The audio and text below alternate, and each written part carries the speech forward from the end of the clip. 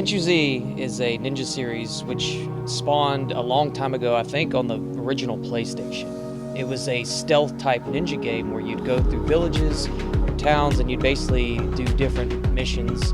The key of it was to be real stealthy, not get caught, go undetected, and like I said, I never got into the series until later when it came out on the 360. A lot of games that involved ninjas weren't really ninja-like, but they were more like action games, You were walking around just kicking, throwing ninja stars, slashing people up, but to me it felt like that's not really what a ninja did. If you go back in history, ninjas were very stealthy. They were, go in, go out, kill people, don't be seen, and just vanish.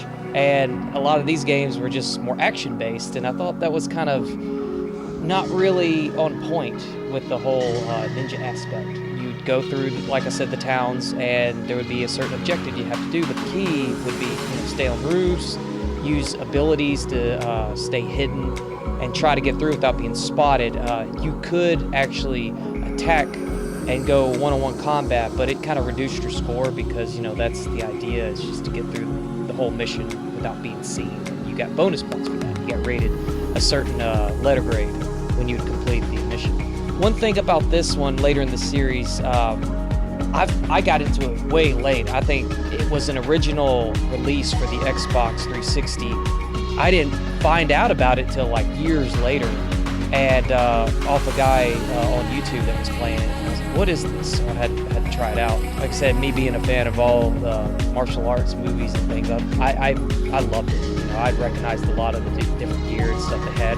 Also, the kill moves you could do were pretty neat. You could do different finishing moves you could do in combat when you would like eliminate somebody, depending on where you attacked from, above, beside them, or straight in front of them. Your character would do a different animation, and it was kind of neat to watch that because there'd just be blood everywhere and you just slash them. There was a special way you could actually hit people and knock them down, pretty much like knock them out, and you could choose to kill them or just leave them alone. If you left them alone, they would eventually come out of being unconscious, but if you wanted to kill them off, you could perform different attacks. And I remember one of them was the Zuna drop, which is a popular move in a lot of fighting games and things like that, where you basically would grab the opponent, jump way up in the air.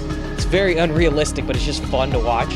And you would basically pile drive them going headfirst into the ground, spike them like a football. Overall, as far as the longevity in the game, it could really use an upgrade, a buff for sure. Because like I said, at that time, I give it some slack. It was like 2009, 2010 range. There's a lot of things in the game that seem like it could have been better, like the detection system. Sometimes the animation's a little choppy, but like I said, for its time, it was really cool. And the main thing I give it credit for was the mechanics it put in, and whoever was thinking about this is like, we could make some kind of stealthy game. That's what it was known by, and I don't know a lot of other games that really, they tried to make something like that, but never rose to this level. It never grabbed my attention like this one did, and it was kind of one of a kind. Obviously, when I got into the game, it had a 4-player mode, which I thought was badass to go through the town and like do the missions together with like 4 other people. But unfortunately, I came way late in the series, so the servers finding people was like horrible. You just wait forever to see if you could like connect with somebody and find somebody online you could play with, which I would here and there, and I'd get subscribers that would, watch the videos and ask to play with me, which was cool.